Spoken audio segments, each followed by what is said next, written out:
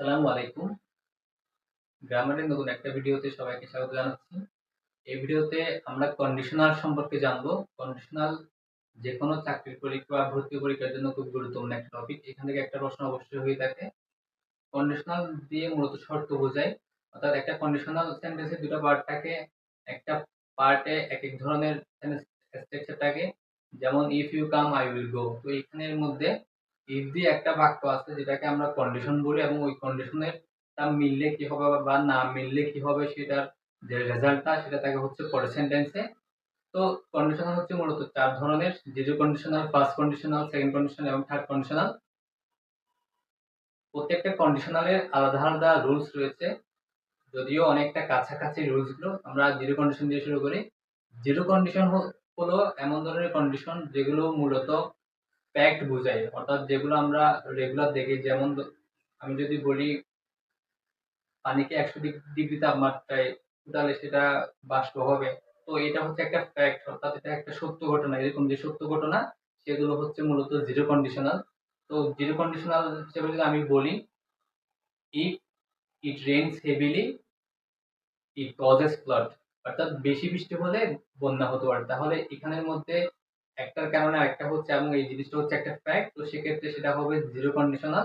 এবং জিরো কন্ডিশনালের ২ পাশে কিন্তু প্রেজেন্ট ইনডেফিনিট টেন্স ব্যবহার করতে হয়। এরপর আসি আমরা first কন্ডিশনালে।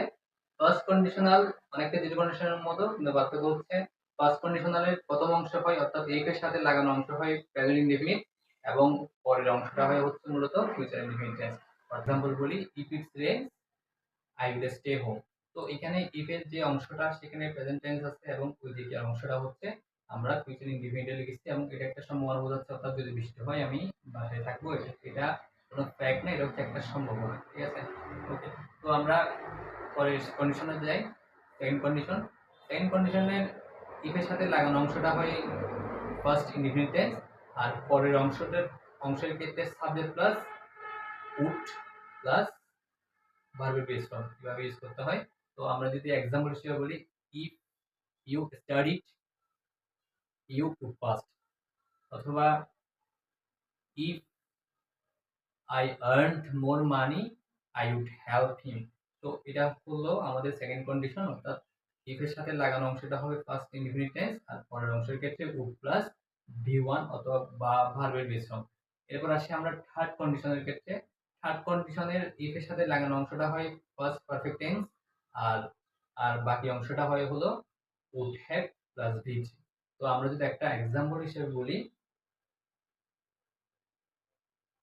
If you had earned more money you would have visited many countries। তো আমাদেরকে জাস্ট রুলগুলো মাথায় রাখতে হবে, কোন রুলের কোন অংশের সাথে কোন অংশ যুক্ত হয়। পরীক্ষায় মূলত প্রথম অংশটা দেওয়া থাকে এবং পরের অংশের ভার্বের অংশটা এমসিকিউ আকারে থাকে, অথবা প্রথম অংশের ভার্বগুলো এমসিকিউ আকারে থাকে। তো আমাদেরকে চিনতে হবে কোন কন্ডিশনালের ক্ষেত্রে কোন অংশটা হবে।